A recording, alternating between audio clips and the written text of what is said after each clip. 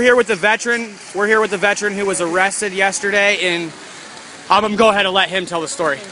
Okay, the original charges that are now being brought against me are, it stems with obstruction of a vehicle. I was told, or excuse me, the police officer that brought us in, the low-level minion that actually brought us into the magistrate, told this man that I impeded a vehicle to the point that it could not enter the premises and had to go around. That is not true. We all know that.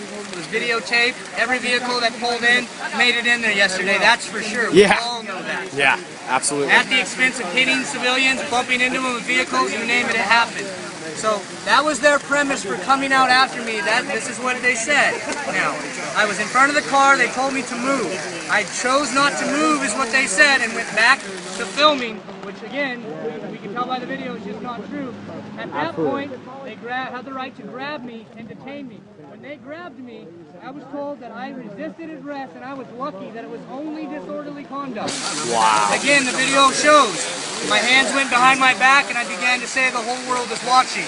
As far as I know, that's not resisting any kind of arrest. Where I'm from, it's not. The third charge, as they're dragging me away, I'm fine. The third charge that they bring in against me now is drunk in public.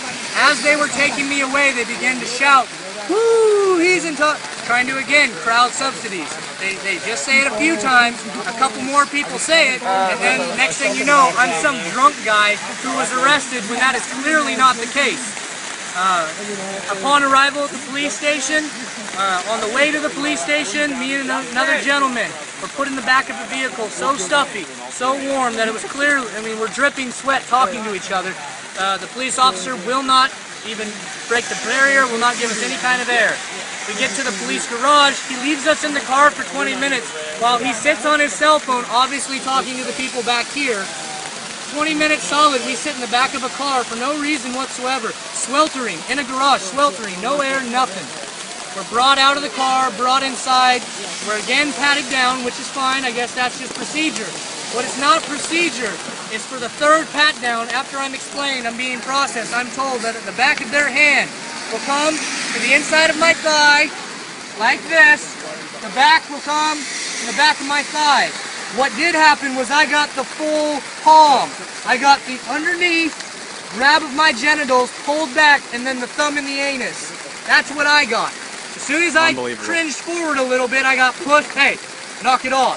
And then he comes right over the top of me again, and I mean, he grabs me. Physically just grabs my nuts. Nothing I can do about it at that point. Again, we go to walk over to the nurse. Right here you see it. A forced TB shot.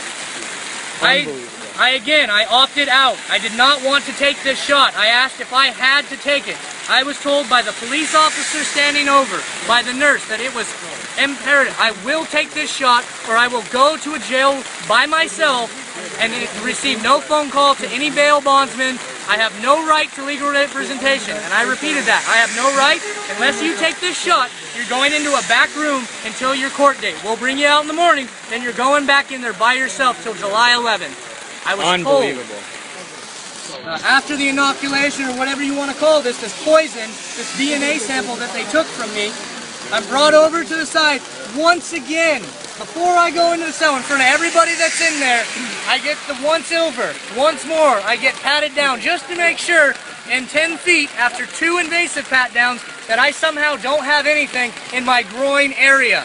No thumb, but that was the one officer, and he knows exactly who he is. He knows exactly who he is. He got a smile on his face, the push from him just to degrade me. Hey, if we can degrade you enough, if we can make you feel like such a piece of crap.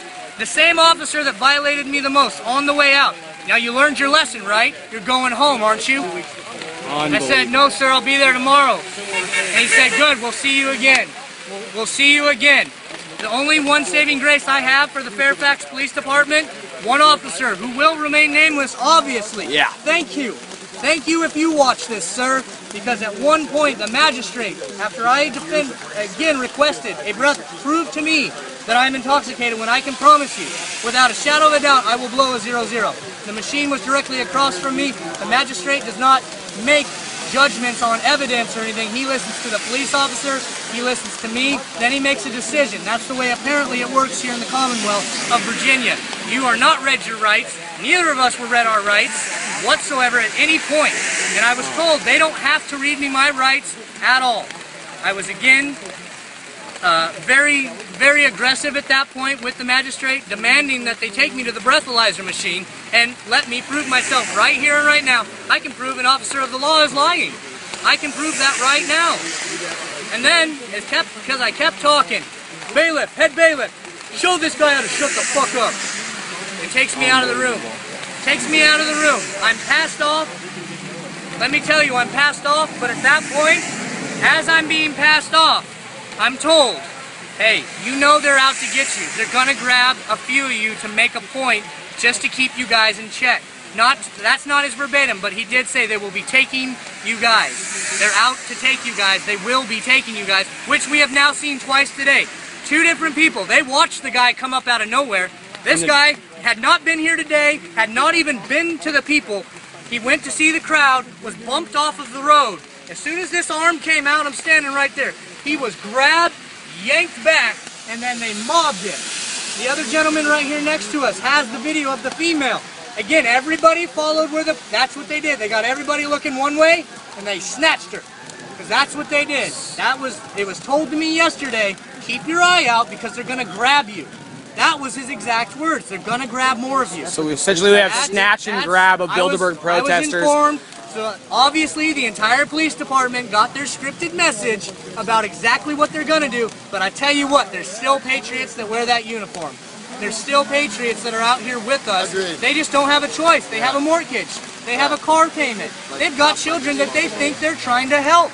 They don't understand that they're destroying their children. That's the key. If you can take out the children, it's the first time in history that they've tried to take out the children because we are the last generation that's pushing. All these meatheads, TV heads, shoppers, consumerists, all these people that don't want to wake up because I don't blame you. I wouldn't want to know what's going on. I didn't want to know what's going on until it touched me. And then it touched my family. And then it touched me yesterday. That's why I was here from Oregon, to find out for myself exactly if it's like this everywhere. Because where I'm from, it's like this. Yeah, they hurt you and ask questions later. They hurt you in Portland. Portland police. I just moved from Portland. I can 100% guarantee that that's no fact. criminal Portland records, police are nothing. ridiculous. And I have these people, again, you will be grabbed, slammed to the ground, you're physically assaulted first, then they try to figure out what happened. Then they question you. It's a police officer's word versus yours. Anywhere you go, it just depends on if you got corruption, if you have any kind of corruption like we do here. And yesterday, for everybody back home, everybody that said something, and all the people last night that called my phone, got onto my blog, thank you. I thank everybody that knew that something happened. You knew just by my phone, and you knew something happened that I didn't cause. That's loyalty for the people back home in Oregon, and I thank all of you. Absolutely. Thank you so much for the interview, and thank you so much for being here, standing up against Bilderberg. Thank you. Yeah. Thank you, man. Appreciate Thank you. Soldiers unite. All right, Soldiers unite with us. Absolutely. All right, that was an exclusive interview with a soldier who was essentially forcefully vaccinated. We'll have more on this story as we go. We're covering here live from Bilderberg, right in the storm, theintelhub.com.